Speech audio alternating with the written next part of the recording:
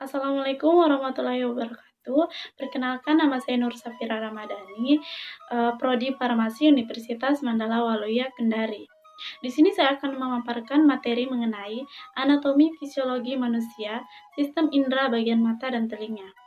Sebelum masuk ke pembahasan mata dan telinga, di sini saya akan memaparkan sedikit mengenai apa itu panca indera. Jadi, panca indera ini adalah alat-alat tubuh yang mempunyai fungsi untuk mengetahui keadaan luar. Alat indera manusia sering disebut juga dengan panca indera. Mengapa disebut dengan panca indera? Karena terdiri dari 5 indera, yakni indera penglihat atau mata, indera pendengar atau telinga, indera pembau atau hidung, indera pengecap atau lidah, dan yang terakhir indera peraba atau kulit. Nah, pada materi kali ini saya hanya akan membahas dua sistem indera, yaitu indera penglihat atau mata dan indera pendengar atau telinga. Ya, baiklah, kita akan masuk ke bagian mata. Yang pertama ada mata. Mata adalah indera yang fungsinya untuk melihat lingkungan sekitarnya dalam bentuk gambar. Sehingga dengan mata kita bisa melihat benda-benda yang ada di sekitar kita dengan cepat. Kemudian kita masuk ke bagian-bagian mata dan fungsinya.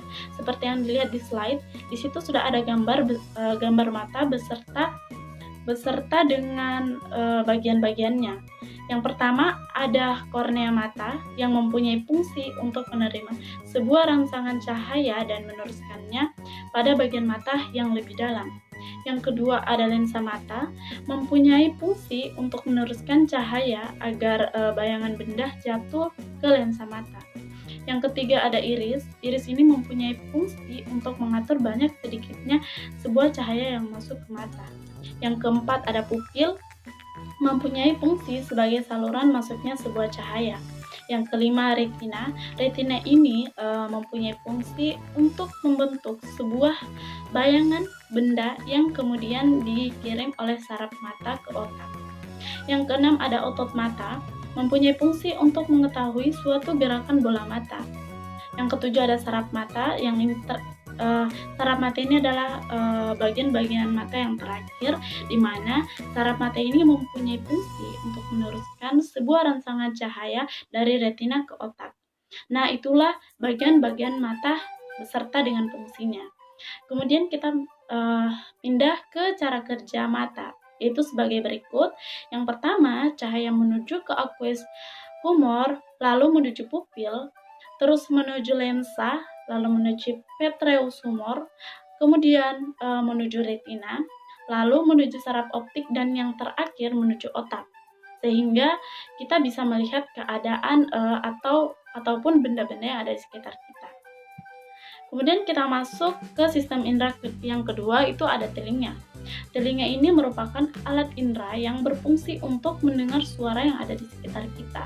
Telinga ialah alat indera pendengaran yang menerima sebuah rangsangan berupa suara atau fonoreseptor. Dan fungsi lain dari telinga ini adalah telinga sebagai alat keseimbangan tubuh.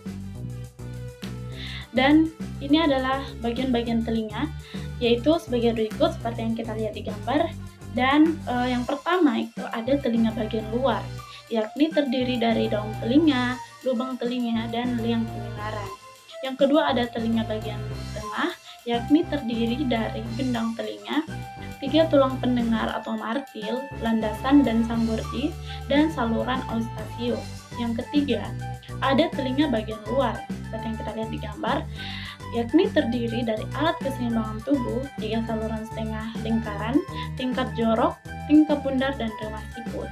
Di telinga bagian luar ini, disitulah terdapat fungsi lain yang seperti yang kita bahas tadi, yaitu telinga memiliki fungsi lain sebagai alat keseimbangan tubuh, yaitu terdapat pada telinga bagian luar. Kemudian kita masuk ke fungsi bagian indera pendengar atau telinga. Yang pertama ada daun telinga, lubang telinga, dan liang pendengaran. Mempunyai fungsi untuk menangkap dan mengumpulkan suatu gelombang bunyi. Yang kedua ada gendang telinga. Ini mempunyai fungsi untuk menerima sebuah rangsangan bunyi dan meneruskannya ke bagian dalam telinga. Kemudian yang ketiga ada 3 tulang pendengaran, yaitu yang saya sebutkan, yaitu tulang martil, landasan, dan sanggur gigi. Ini mempunyai fungsi untuk memperkuat sebuah getaran dan meneruskannya ke koklea atau rumah siput.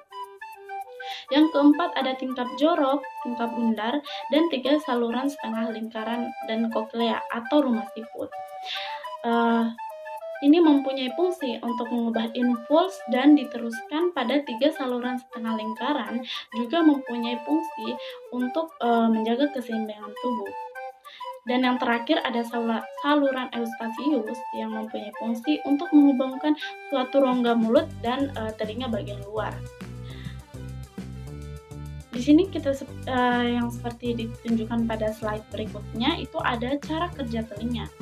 Nah, kita bisa lihat di situ ada cara kerja telinga. Yang pertama, suara masuk dan itu dibawa oleh udara. Yang pertama, getaran suara menuju daun telinga, lalu menuju saluran telinga, lalu menuju gendang telinga, di mana dari gendang telinga inilah diteruskan oleh tulang-tulang pendengar telinga ke ujung syaraf. Kemudian yang terakhir disampaikan ke otak agar diolah sehingga kita dapat mendengar. Nah, di otak inilah yang sehingga kita dapat mendengar suara-suara yang ada di sekitar kita. Nah, itulah pembahasan sedikit mengenai sistem indera mata dan telinga. Kurang dan lebihnya mohon dimaafkan. Semoga materi ini dapat bermanfaat bagi kita semua. Assalamualaikum warahmatullahi wabarakatuh.